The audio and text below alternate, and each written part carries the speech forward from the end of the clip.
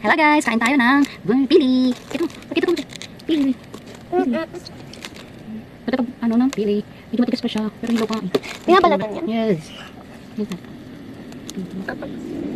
Balatan mo ganyan, no? Hindi ko alam.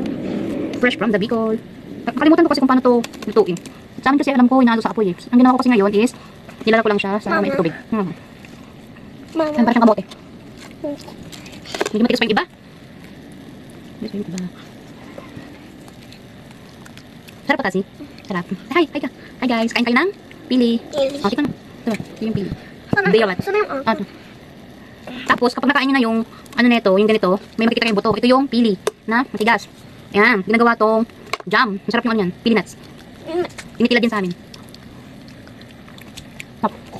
Hindi mo gusto, no? Hindi, gusto ka. Hindi ko kasi alam kung paano lutuin. Nakalimutan ko na eh. Piling rich kid yan. Yan, kain. Ba't kaya mo yung lasa? Masarap to, sige, ito kinakain namin. Diba? Pili. Hop. Tapos may asukal.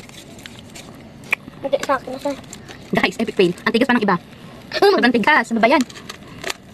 Ano to? Kailangan ata itong ano eh. Pakuluan ng ano. Ay, asal, Guys. asal. Ano ba yun? Tingin mo. Yung? Yung ano to? Kasi may balat. To, rich kid naman to. Sino? Ikaw. Bakit? Hindi ka marunong kumain. Yung mga balat, mga ano, pili. Bibilan mo natin sa araw para maalis yung basa niya.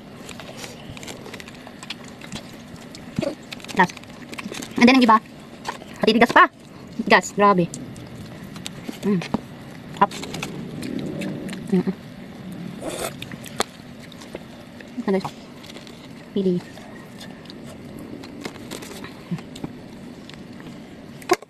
Yan mo na. Gusto mo kasi. Kumain na lang. Actually, kasi dapat may ano ko ngayon eh. May klase. Kaso, hindi sumipot. So, mamamukban na lang. Anong kausap mo? Hindi. Lay down. Tapos ano na ako. Iba kasi matitigas pa.